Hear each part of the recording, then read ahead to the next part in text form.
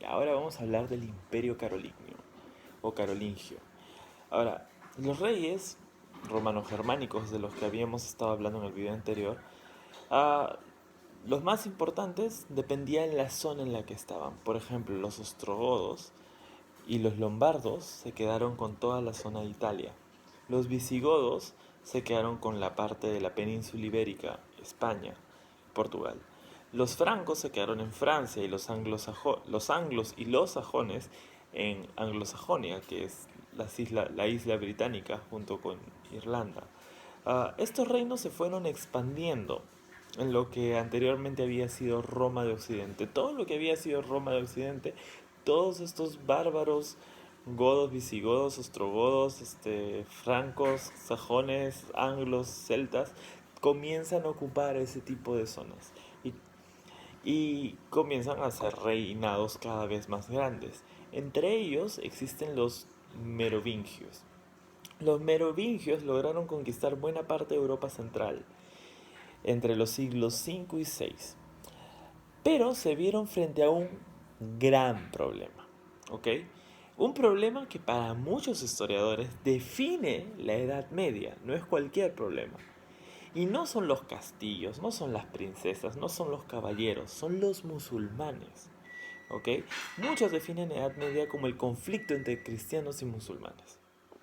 Ahora, los musulmanes contra los cristianos es el choque de las dos religiones más importantes de esa época. Eran súper poderosas. Es más, Europa se definía a sí misma como un conjunto de reinos cristianos. Sus banderas, todas tenían cruces. Si ves la bandera de Suiza hoy en día, tiene una cruz blanca. O la bandera de, no sé, de Inglaterra es blanca con una cruz roja. Y así sucesivamente, muchísimos países tenían cruces, por lo menos en su escudo. Y había un franco llamado Carlos Portier, que era un mayordomo de estos reyes merovingios, y logró una victoria frente a los musulmanes deteniéndolos en la península ibérica. Los musulmanes ya habían derrotado a los visigodos, ya se habían apoderado de Portugal y de España, pero Carlos Portier logró cerrarles la puerta de los Pirineos para que no pasaran hacia lo que hoy día es Francia. Esto hizo que la iglesia y algunos nobles francos apoyaran a él y a su hijo, que se llama Pipino, que tiene un nombre muy gracioso. Pero bueno, y ellos, tanto Carlos Portier como Pipino, serían los que empezarían una nueva dinastía. Ya no serían los merovingios, serían los carolingios. Y Pipino, de hecho, va a tener a un hijo que no es cualquier hijo, no, no, no. Es otro Carlos, porque es muy común el nombre de Carlos en los carolingios. Pero este Carlos se llegaría a llamar Carlos Magno o Carlos el Grande. Fue tan capo como militar que el Papa León III lo declaró emperador de los romanos en el año 800. Probablemente me digas, pero Toño, los romanos no fueron derrotados en el 476 y ya sabemos que existían los romanos de Oriente, ¿no? Pero Roma Occidente no había sido destruida hace 300 y pico años, casi 400. ¿Cómo es que puedes decir que es emperador de los romanos? Como les había dicho, los germánicos habían adoptado tanto la cultura romana que ellos mismos se consideraban romanos. Y Carlomagno terminó conquistando un enorme territorio, toda Europa occidental, menos España y Portugal y Gran Bretaña. Casi todo lo que antes había sido el Imperio Romano lo volvió a reconquistar Carlomagno solito y creó su capital en Aquisgrán, que queda en lo que hoy día es Alemania. Y todas las culturas que conquistó tuvieron dos grandes características.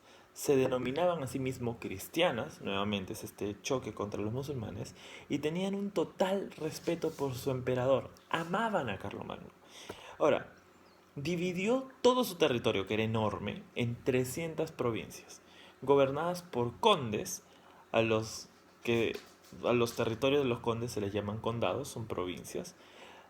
También le dio provincias a los duques. Un duque es el que se encargaría de algo llamado ducado, y el ducado es un conjunto de varios condados, o sea que es un capo o sea, el que está por arriba de los condes, y aparte a los marqueses. ¿Qué era un marqués? Un marqués es ese territorio que es el que se encarga de un territorio llamado una marca. Y las marcas son los lugares que pones en las fronteras más complicadas militarmente. Donde están tus enemigos ahí al frente, ahí creas una marca. Y los marqueses tenían que ser los mejores guerreros que podías tener en tu reino, porque ellos iban a aguantar el ataque de tus enemigos. Ahora, Carlomagno no era tonto, y para evitar que los condes, los marqueses o los duques hicieran lo que hicieran, los espiaba cada cierto tiempo con unos enviados especiales que eran los Missi Dominici.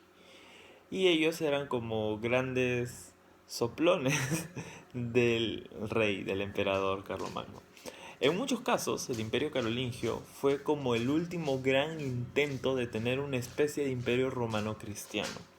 Tenían un buen sistema de administración y rendición de cuentas, era sencillo dar ordenanzas y distribuirlas por todo el territorio porque Carlomagno quería y mandaba un montón de personas a sus líderes, o sea, a sus duques, a sus condes y a sus marqueses, y esos marqueses se encargaban de enviar la noticia súper rápidamente. La iglesia tenía bastante poder. Todos los súbditos del rey debían pagar su diezmo a la iglesia. Y no decimos que obligar a pagar a alguien el diezmo sea bueno, no para nada, pero muestra lo importante que era la iglesia dentro del reino carolingio. De hecho, toda la parte cultural y la expansión de la cultura alrededor de todo este imperio carolingio recaía en manos de la iglesia. La iglesia creó las escuelas dentro de los monasterios y de las catedrales. Se conservaron las tradiciones griegas y romanas de leer y aprender de textos antiguos. ¿Y quién te enseñaba a leer en griego o en latín? Los sacerdotes y los monjes. De hecho, los monasterios se volvieron unas bibliotecas e incluso lo que hoy día sería como una imprenta, solo que en vez de usar máquinas para hacer más libros, los monjes transcribían los libros a mano, una y otra vez, y tenían que hacerlo tal cual, sin alterar ninguna palabra. Y no solo eso, sino que decoraban los libros con imágenes y decoraciones con tintas de colores, incluso con tinta dorada. Cada libro es una obra de arte, y eso hacían los monjes. Pero tras la muerte de Carlomagno, su hijo Luis dividió el imperio entre sus hijos. Sí. Los hijos se terminaron peleando entre ellos y terminaron poniendo fin a una guerra, dividiendo el imperio en tres partes. Lotario, uno de los hijos, se quedó con la parte de Italia, con toda Italia, con parte de Francia y de Alemania. Luis el Germánico se quedó con Alemania y Carlos, nuevamente otro Carlos, se quedó con la parte de Francia. Con esto fue destruido el imperio y nuevamente volvemos a un montón de reinados, que daría inicio a una nueva etapa en la Edad Media, que es la Alta Edad Media.